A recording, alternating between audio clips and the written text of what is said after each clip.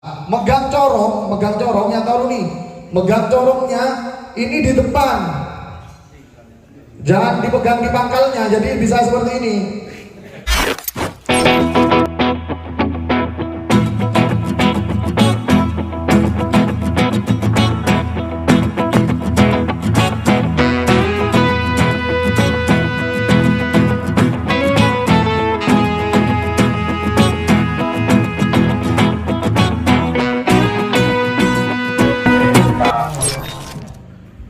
Untuk alat pemasangan ini bisa dikatakan ini adalah cara menempatkan tabung yang benar.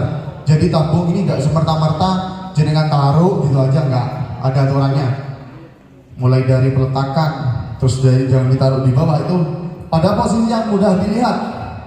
Jadi ketika jenengan punya tabung pemadam, ojo disingin non anjur lemari ini. Gitu. Jadi ketika terjadi kebakaran masih bingung mencari, dan seperti itu. Jadi ditempatkan di tempat yang mudah dilihat dan mudah dijangkau, seperti itu. Dengan tanda pemasangan biasanya ada tulisan segitiga warna merah alat pemadam api ringan, seperti itu. Yang kedua, harus sesuai dengan jenis dan kelas kebakaran. Jadi gini, semisal ruangan ber-AC, ruangan komputer lah gitu, ruangan komputer, jangan taruh ini, jangan taruh media border,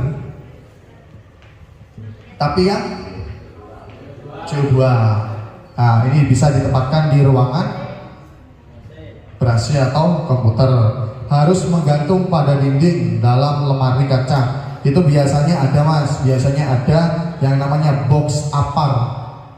Cuman rata-rata sekarang box apar itu hanya gedung-gedung tertentu yang menggunakan, tapi lainnya sekedar digantung saja. Sebenarnya itu nggak masalah juga digantung, yang penting tidak berada di lantai, seperti itu. Dilanjut mas itu. Ini pada ketinggian 15 sampai 120 cm. Jadi kurang lebih 1 meter lah, 1,5 meter lah gitu dari lantai. Itu untuk penempatan tabung pemadam. Pada suhu 4 derajat sampai 49 derajat. Karena ini bertekanan, tentunya ada suhu yang harus kalian pahami. Jadi jangan ada di terik matahari secara langsung tuh, jangan, karena sangat berbahaya sekali. Dilanjut mas. Persyaratan teknik apar, tabung harus dalam keadaan baik, tidak berkarat. Itu biasanya banyak sekali kita temukan tabung-tabung yang sudah karatan, cuman masih dipakai aja. Karena apa? Itu sangat beresiko sekali ketika terjadi kebakaran. Ketika terjadi kebakaran, jenengan menggunakan tabung yang berkarat, bukan hanya berisiko kepada kita, tapi berisiko tambah apa, kebakarannya malah nggak bisa diatasi, seperti itu. Tiket harus dapat dibaca dan dimengerti dengan jelas. Ini yang dimaksud. Di tabung ini ada stiker tabung. Ini yang oranye. Setiap tabung itu pasti ada stikernya. Itu kapan tanggal pengisiannya dan kapan yang harus diisi ulang. Gitu. Masa expiry tabung pemadam kebakaran ini per 2 tahun. Jadi per 2 tahun dipakai atau tidak itu harus diganti. Seperti itu. Jadi dalamnya kita nggak tahu, dalamnya itu sudah bisa digunakan atau enggak, kita nggak tahu. Tapi yang jelas kalau sudah tekanan masih ada di 15 bar, itu masih bisa digunakan. Tapi kalau sudah memasuki masa expired 2 tahun, itu mau nggak mau wajib di refill atau diisi ulang. Segel harus dalam keadaan utuh. Ini mas tadi yang dinamakan segel yang jatuh, yang ini ya.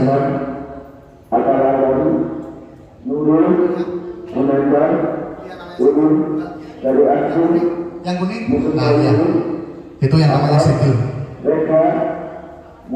Kalau segelnya sudah terlepas, itu sudah jangan dipakai, karena bisa dipastikan 50% tabung pemadam itu sudah pernah dipakai. Seperti itu.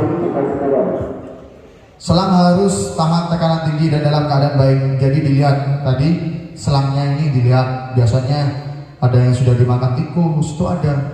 Kita semprotkan keluarnya tikus, pernah. Tikusnya sembunyi, kecoa biasanya. Yang nomor 5, tetap harus dalam keadaan baik dan terpasang dengan erat. Jadi tetap berada di tempatnya lah, nggak kemana-mana, nggak jalan sendiri tabungnya. Terus yang ke-6, untuk stop pressure tekanan tidak boleh kurang dari batas yang telah ditentukan. Jadi tekanan yang 15 ini, yang 15 bar tadi, itu Jangan sampai kurang atau jangan sampai lebih. Pasti ada di 15 bar gitu. Jadi kalau lebih itu bisa dikatakan error. Sudah, jadi itu harus diganti. Yang 7, untuk timba katrin tidak ada kebocoran pada membran tabung gas. Jadi katrin itu nggak akan bocor. Jadi tabungnya memang beda sekali. Bedanya dari mana Pak? Dari perusahaannya memang sudah. 8, belum lewat masa kadaluarsa. Jadi jenengan harus paham ketika menemukan tabung pemadam itu dilihat juga. Oh, ini kok sudah masa expired tapi belum diisi ulang, itu segera lapor jenengan. Kan sudah ada yang tabung-tabung yang berada di sekitar SMK. Itu sudah sangat baik menurut kami. Terus dilanjut. Nah, seperti itu ya, APAR itu ada tulisannya biasanya. Yang katanya saya tadi S3 merah itu ada tulisannya APAR. Seperti itu. Dilanjut Mas. Ya, kegagalan APAR. Kegagalan APAR ini, APAR tidak bisa digunakan seperti ini. Ketika jenis tidak sesuai, ketika terjadi kebakaran listrik dengan pakai liquid foam, itu kegagalan sudah. Itu bisa menyabar ke jenazah sendiri nantinya. Jadi sebelum kita menyelamatkan orang, kita juga harus jangan sampai nyawa kita diselamatkan juga nantinya. Jadi harus memahami juga. Ukuran tidak sesuai, jadi semisal kebakaran gudang lah, jenengan pakai tabung yang 1 kilo, kan nggak sesuai lah gitu. Jadi harus menyesuaikan dengan kebakarannya gitu. Macet atau tidak berfungsi, biasanya macet atau tidak berfungsi ini banyak sekali nggak ada perawatan Mas, nggak ada perawatan sama sekali, itu bisa menimbulkan kemacetan. Tabung nggak bisa digunakan.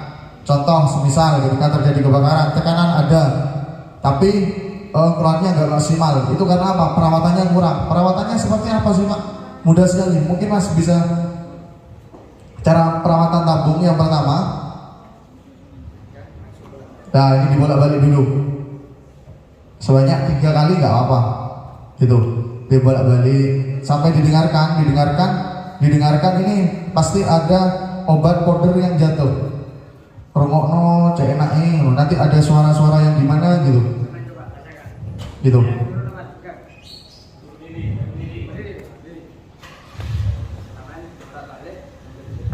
Nah, coba didengarkan. Ya, didengarkan. Jangan tidur. Ya, pegangnya, cara pegangnya. Ya. Nah, lah jenengan. Ya, ini pemadam. Lagi.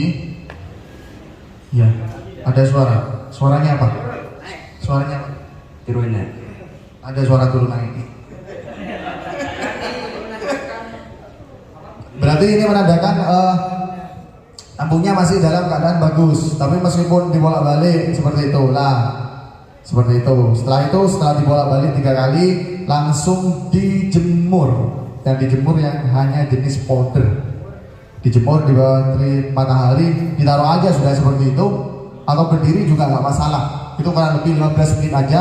Jenengan setelah dijemur dibolak-balik lagi, baru digantungkan kembali di tempat semula. Seperti itu, simple sebenarnya perawatannya. Dan juga kita nggak merawat, jangan lupa yang ada manometernya ini, dilihat kalau manometer turun, segera lapor sudah. Gitu, ya. Jadi sangat penting sekali ini manometer. Jangan sampai manometer ini jenengan pakai nggak dulu manometer, disemprot nggak betul, tekanannya sudah nggak ada. Seperti itu. Biasanya ada hewan kecil yang Ya katanya saya tadi. Tuh. Sebelum digunakan dilihat itu dulu. Soalnya dulu pernah kejadian pakai selanya itu bunyi. Jadi keluarnya tuh lewat di tengah. Itu. Jadi pertama lihat selanya dulu. Ya seperti itu. Jadi harus benar-benar dipahami karena tabung pemadam ini akan kalian temukan nanti ketika di tempat kerja. Mau kerja semua kan? Ada yang mau ke Jepang ini? Oh enggak ada. Oh ada satu cuma yang mau ke Jepang. Tidak bertekanan atau bocor tadi. Jadi kebocoran tabung ini biasanya ada di leher tabung rata-rata. Di badan tabung itu ketika tabung sudah mulai karatan berkarat lah, itu biasanya ada timbul kebocoran. Dan kalau sudah terjadi kebocoran pasti tekanan tabung ini akan turun. Semangat pagi.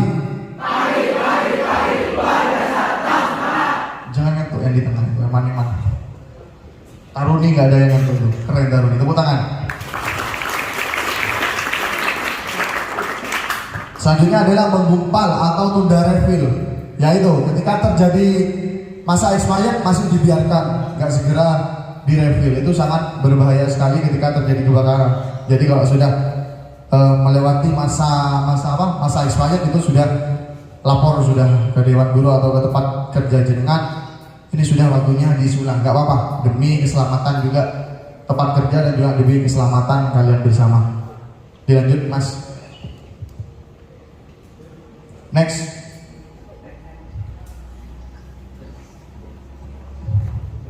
Nah ini istilahnya pas penggunaannya, pas. Nah seperti ini. Jadi penggunaannya itu bisa dikatakan disingkat pas, pull, air, squeeze, dan sweep. Seperti itu. Jadi penggunaannya seperti ini. Yang nggak tahu bahasa Inggris nanti saya ajari cara penggunaannya langsung. Kalau materi saya yakin memang saya dulu pernah mengalami seperti ini kan. Ketika materi siang sudah teler semua. Tapi bentar lagi kita akan mandi, kita main air bentar lagi. Oke, semangat, tepuk tangan. Next. Ini, oke, ini kan teknik penggunaan lapar tadi ya. Jadi seperti ini Mas, teknik penggunaan Mas Acu, teknik penggunaan lapar. Biar gak gantuk Masnya, ini kasihan tadi. Jadi teknik penggunaan lapar yang pertama, tarik pinnya. Yang dinamakan pin ini yang ini, jangan buka Mas. Ya ini ditarik sampai lepas. Ini pasti mudah lepas ini karena segelnya cuma seperti ini. Ini ditarik sekuat tenaga.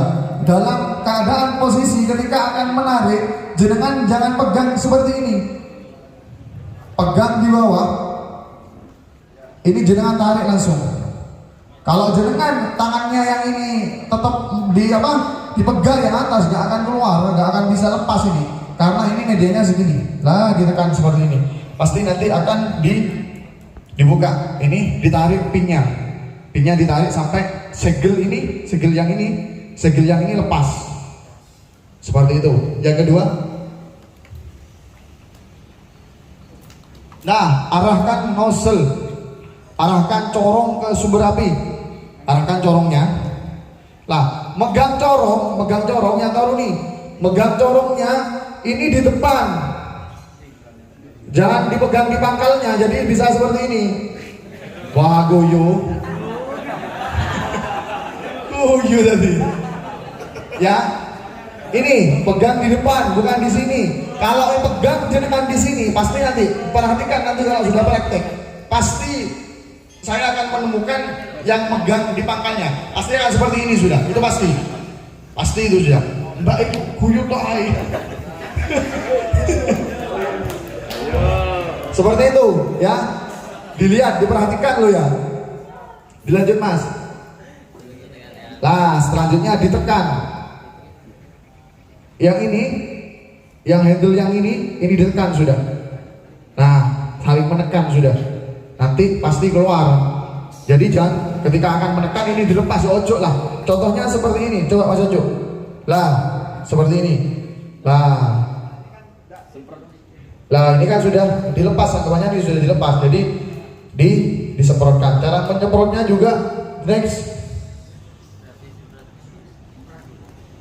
Lah, sapukan dari kiri ke kanan atau dari kanan ke kiri. Jadi cara menyemprotnya jangan langsung disemprot gitu aja di satu titik, enggak, tapi dikipas, disapu, dan juga dilihat arah angin. Ketika arah angin di sana, arah angin ke sini, jangan. Jadi harus berlawanan seperti itu. Jadi harus dikipas lah seperti ini. Pasti padam, jangan langsung seperti ini, nggak akan padam. Ya, next. Sudah, oke. Itu aja materi apar yang ada. Ada lagi materinya ya? Oke, itu materi apar. Jadi mulai dari penggunaan dan juga dari dari alat-alat perlengkapan pemadam kebakaran. Ada yang mau ditanyakan sebelum kita praktek? Ya, silakan. Mas, mic-nya. Mas, monggo pertanyaannya. Nama Ananda Hering Saputra dari Catar Sunan Gresik. Mohon izin bertanya. Selampanya ada kebakaran terus manggil pemadam kebakaran itu bayar apa enggak, Pak? Jangan ditanya, jangan ditertawakan. Ini pertanyaan bagus sebenarnya. Ada lagi? Oke, tersimpan di save pertanyaannya. Ada lagi? Ya, Mas. Perkenalkan, nama saya Aril. Biasa dipanggil Aril. Itu kok tahu nggak ada kebakaran itu gimana? Oh, oke. Kau tahu kalau ada kebakaran itu gimana? Oke, itu aja. Iya. Ya. Tahu dari siapa? Langsung saja. Ya, langsung. Iya. Nah, oke. Sudah itu aja. Sudah. Ya, terima kasih. Apa lagi? Di 2 bisa ya. Sebenarnya nih pertanyaan 1 dan 2 ini sebenarnya bisa dikatakan sama lah seperti itu. Perkenalkan, nama saya Abdurrahman Bayaki dari ruangan Sunan Kudus.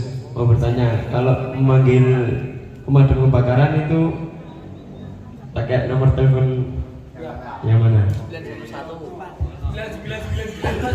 Ada lagi? Taruni? Ada yang mau ditanyakan Taruni? Paham semua? Oh iya. Berdiri duduk silakan. Ya, duduk nggak apa-apa juga. Kenapa kalau berkarat nggak boleh digunakan? Oh, oke. Kenapa kalau berkarat nggak boleh gunakan? Apanya itu yang berkarat? Ini. Oh, tabungnya. Aparnya. Ya, ini ya, tabungnya. Oke. Simpel sebenarnya pertanyaan. Ada lagi? Oke.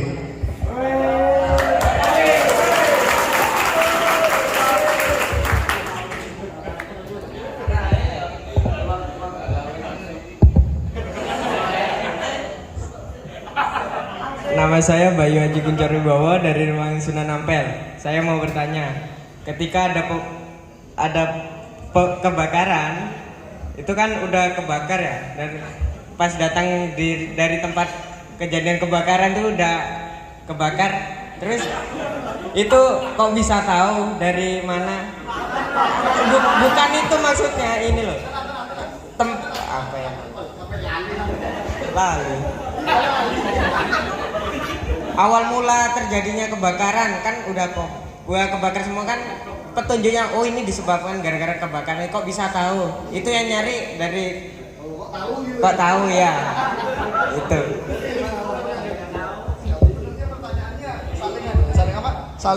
Saling sama sebenarnya pertanyaannya ini. Sudah itu aja? Oke. Yang pertama pertanyaan dari Mas Ananda. Nomor yang harus dihubungi ya?